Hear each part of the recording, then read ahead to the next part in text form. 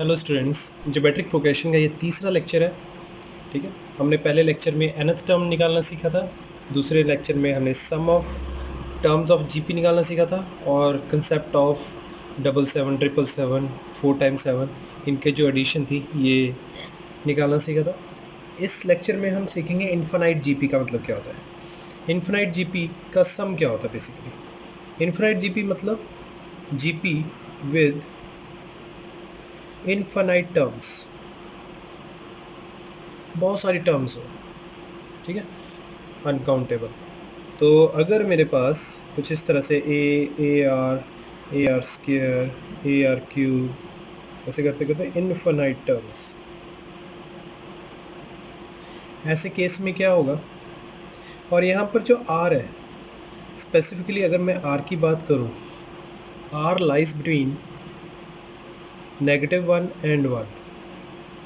ठीक है, देखो अगर आर की वैल्यू -1 से ज़्यादा छोटी होगी या +1 से बड़ी होगी तो फिर एस इन्फिनिटी मतलब इन्फिनाइटी ही होगी उसकी वैल्यू, मतलब बहुत बड़ी होगी या बहुत छोटी होगी, नेगेटिव इन्फिनिटी होगी या पॉजिटिव इन्फिनिटी होगी।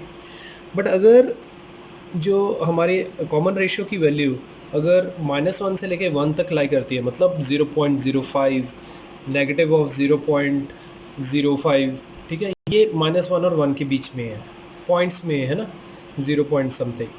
तो ऐसे केस में जो आपका एस इन्फिनिटी होता है वो क्या होता है, that is equal to a divided by 1 - r, कुछ इस तरह से। ठीक है, तो ये एस इन्फिनाइट का फॉर्मूला है और ये बहुत इंपॉर्टेंट फॉर्मूला है, ये बहुत जगह काम आता है। अभी हम देखते हैं, कुछ क्वेश्चन सॉल्व करते हैं, अब आपको पता चल जाएगा कि कहाँ कहाँ काम आने वाला है ये। जैसे हमारे पास ये क्वेश्चन है, find the value of 3 + 3/2 + 3/4 + 3/8 till infinite. ठीक है, यहाँ पर आपको पता चल रहा है कि भी फर्स्ट टर्म क्या है, 3 है, कॉमन रेशियो क्या है, हाफ से मल्टीप्लाई हो रहा है, पहले हाफ से मल्टीप्लाई किया 3/2 आ गया, फिर हाफ से मल्टीप्लाई किया 3/4 आ गया, फिर हाफ से मल्टीप्लाई किया तो 3/8 आ गया। तो आपका जो कॉमन रेशियो है वो क्या है, आर है। तो यहाँ पर एस इन्फिनाइट क्या हो जाएगा, that will be equal to A क्या है 3/1 - r, डेट इज़ हाफ। तो ये आ जाएगा 1/हाफ, डेट इज़ इक्वल टू 6। तो यहाँ पर आपके पास इसकी जो वैल्यू है इन्फिनिटी की तक की जो वैल्यू है वो कितनी आ गई, 6 आ गई। नेक्स्ट क्वेश्चन देखते हैं, इसमें क्या है, आपको find the value of x - x⁴ + x⁴ - x⁻10। अब देखो नेगेटिव पॉजिटिव आ रहा है, तो जो कॉमन रेशियो है कहीं ना कहीं नेगेटिव होगा, तभी हर एक स्टेप पे जो है आपका जो साइन चेंज हो ही जा रहा है।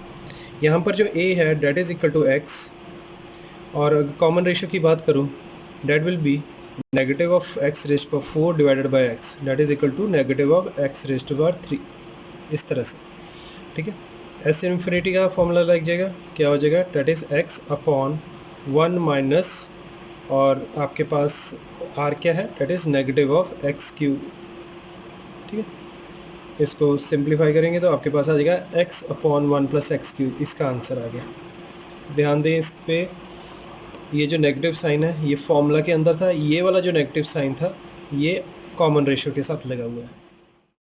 Coming over to next question, हमें गिवन है कि 1 + 3x/x−5 + 3x/x−5 का होल स्क्वायर + 3x/x−5 का whole cube till infinite has a definite sum, find set of values of x।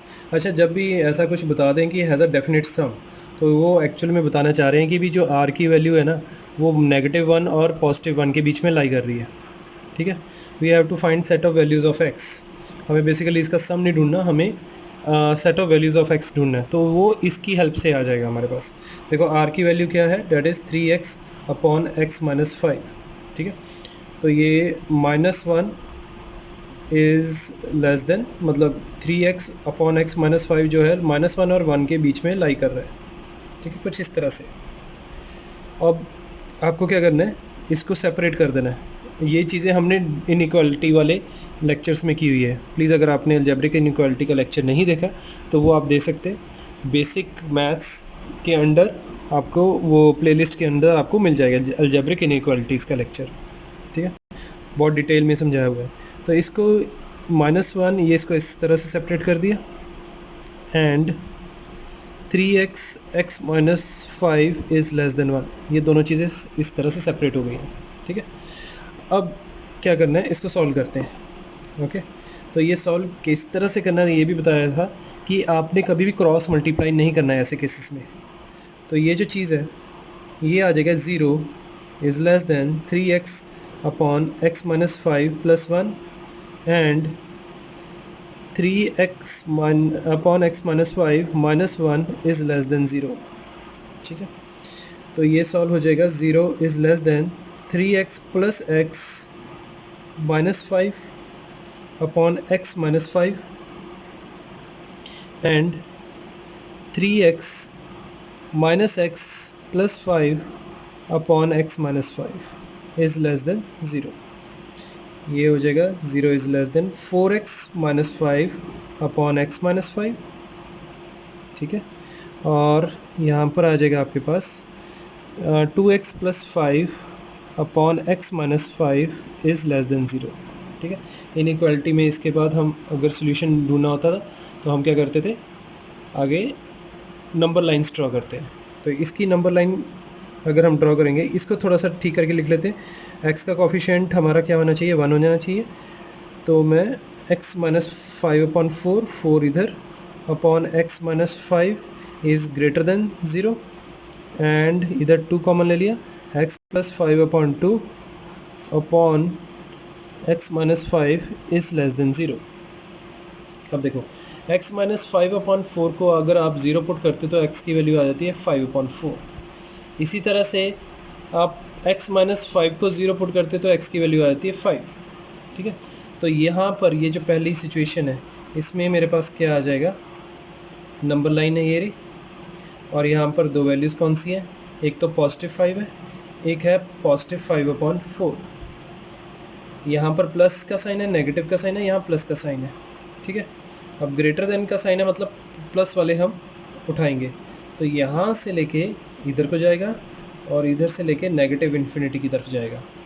ठीक है, ये तो हो गया, इसका नंबर लाइन होगी। अब इसकी आते हैं, यहाँ पर क्या है, x प्लस 5 अपॉन 2 का अगर 0 डालते हैं तो x की वैल्यू आती है नेगेटिव 5 अपॉन 2। तो यहाँ पर हमारे पास दो पॉइंट्स आ गए, एक आ गया मेरे पास 5, दूसरा है नेगेटिव 5 अपॉन 2।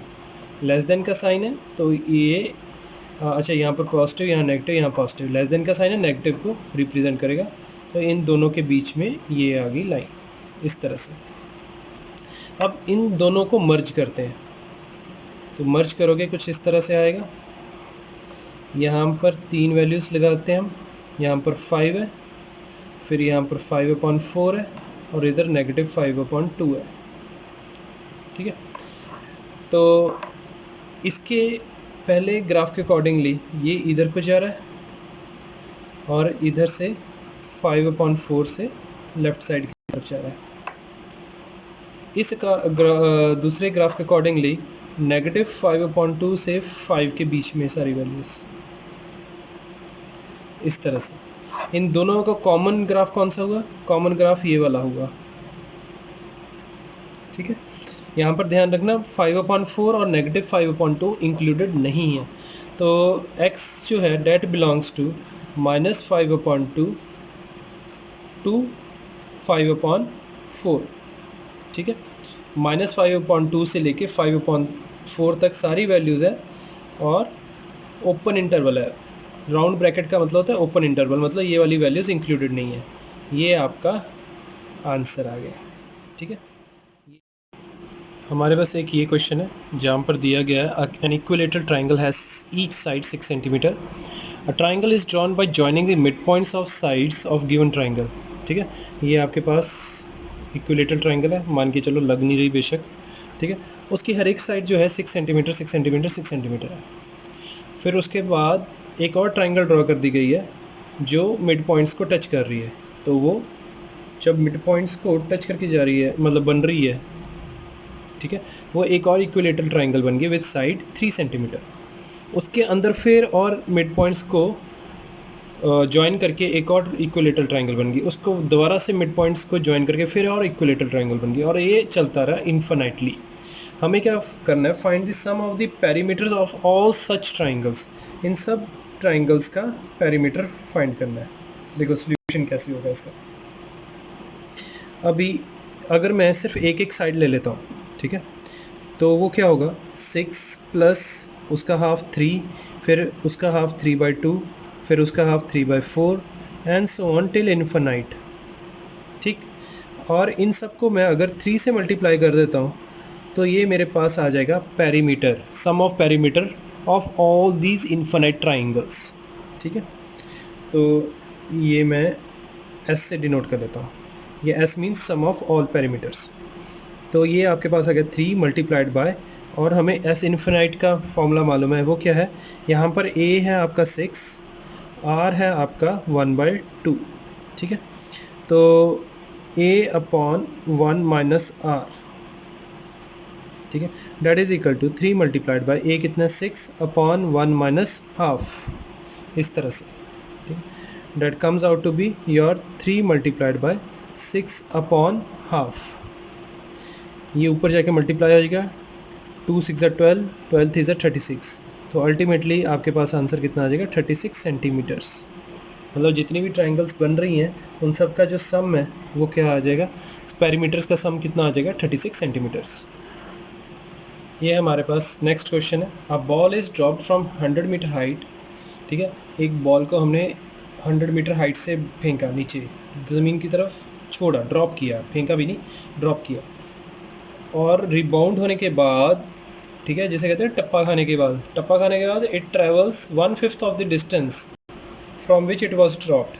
ठीक है, मतलब पहले 100 मीटर था, फिर उसका 1/5 हो गया 20 मीटर्स, फिर उसका 1/5 हो गया 4 मीटर्स, फिर उसका 1/5 हो गया 4/5 मीटर्स एंड सो ऑन।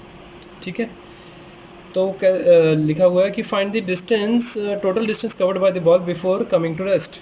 ठीक है, ये भी आपकी बेसिकली जीपी की सीरीज़ बन जाती है। कैसे, चलो इसका सोल्यूशन देखते हैं कैसे हुआ। देखो आपके पास जो बॉल थी पहले यहाँ से एक हाइट से ड्रॉप की गई है, ठीक है, और ये ड्रॉप हुई और ये नीचे को आई कुछ इस तरह से। ठीक है, और ड्रॉप होने के बाद यहाँ तक इसने टप्पा खाया, ठीक है, इस जगह पे, और ये जो डिस्टेंस कवर्ड है ये है 100 मीटर्स। उसके बाद 1/5 इसका डिस्टेंस रह गया और नीचे आ गया। ठीक है, अब 1/5 हुआ तो मतलब 100 मीटर था, ये 20 मीटर ऊपर गया, 20 मीटर नीचे आया, फिर उसके बाद इसका 1/5 हो गया। ठीक है, तो 20 मीटर का 1/5 है 4 मीटर, 4 मीटर ऊपर 4 मीटर नीचे, फिर इस तरह से ये आगे आगे चलता रहा जब तक ये रेस्ट तक नहीं आ गई बॉल। अब आपको यहाँ पर एक चीज़ का ध्यान रखना है कि 100 मीटर तो एक ही बार ही काउंट होगा, बाकी जो चीज़ें डबल काउंट होंगी।